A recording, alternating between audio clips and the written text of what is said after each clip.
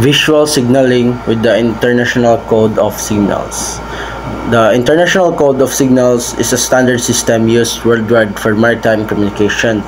It enables ships and shore stations to exchange crucial information using visual signals, most often flags.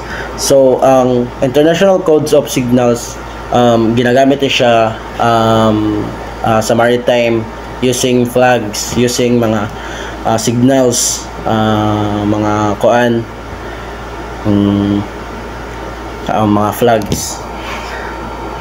This presentation explores how single letter signaling specified in Annex 4 is employed to convey distress and other critical message effectively across distance.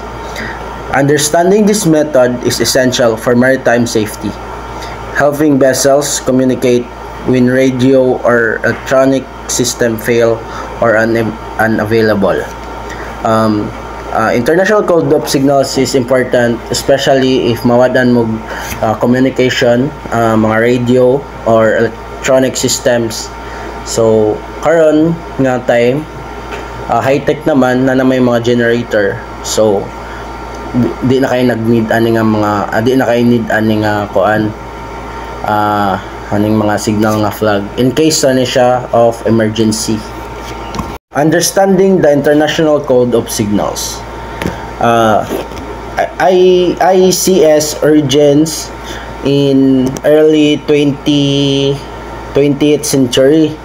The ICS provides a universal set of signals recognized globally, facilitating communication between vessels of different nationalities and language. So, ang ICS daw is 20th century pa na siya na-discover. So, ginagamit na siya through signaling lagi. Scope and use. ICS covers message about navigation, safety, medical emergencies, and distress using flags, lights, and sound. It ensures clarity in urgent maritime situation. So, ang gamit ani siya is para for navigation, for safety, for medical emergencies, and distress. So, mogamit kag mga flag signals or sound signals para in case of emergencies, mo na yung mga gamiton. There are 26 flags. Alpha, Bravo, Charlie, Delta, Echo, Foxtrot, Golf, Hotel, India, Juliet, Kilo, Lima, Mike, November, Oscar, Papa, Cubic, Romeo, Sierra, Tango, Uniform, Victor, Whiskey, X-Ray, Yankee, and Zulu. Muna siya 26 alphabet flags. Mga key letters like Delta. So, ang meaning sa Delta is keep clear, maneuvering with difficulty. Juliet, on fire, have dangerous cargo, keep clear. Umbrella, you are running into danger. Mostly naman, ang tanan nga flags is naman kay siya anang importante man siya, pero napay uban nga most importante god, especially if naay mga danger like naay masunog or naay kanang magmaneuvering, like kanang mogamit tag kanang flags or mga sounds as mawalay para iwas pod sa for safety use pod. Transmitting a message, flag arrangement and sequence. Select signal. Choose the appropriate signal letter flag to express the intended message clearly. Dapat daw kung magpili ka og signal, dapat ay magpili kag appropriate, dapat kanang intended nga message nga igo sa kaning sa imong gipili nga Position flags. Hoist flag from the mast of ringing where they are visible to the recipient vessel or station. So ang position sa plug dapat nakakuan siya, naka receipt or vessel or station. Dapat daw kuno nasa sa plaster nga kaning kuan plug. Follow protocol. Maintain proper spacing and order if combining multiple plug to avoid misinterpretation. So kung dapat magkuan ka sa plug, dapat daw i-follow nimo sa protocol na maintain proper spacing and code if combining multiple plug to avoid misinterpretation. Receiving and interpreting signal. Distance and visibility.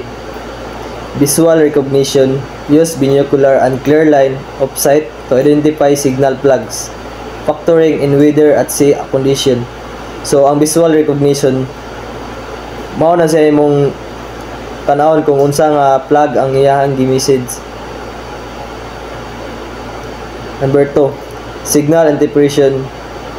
Cross-reference plug with ICS manual or charts to decode the transmit message accordingly. So ang signal interpretation, mao na siya ang kung unsa ang kuan nga message sa kuan sa plug, kung unsa iyang decode. Response protocol. Act promptly on distress signal by acknowledging receipt or initiating rescue operation if needed. So ang response protocol, dapat mag kuan mo sa protocol kung unsay inyong buhaton, dayon mag paano mo sa operation kung unsay sakto, dayon munang mo dito din mo din tabang sa operation sa rescue. Conclusion. Importance of ICS knowledge for maritime safety. Mastering the international code of signal, especially Annex 5 signal letter. Distress plugs is a fundamental safety skills for mariners. Visual signaling ensure vital communication when electronic means fail, enabling switch assistance and preventing disaster.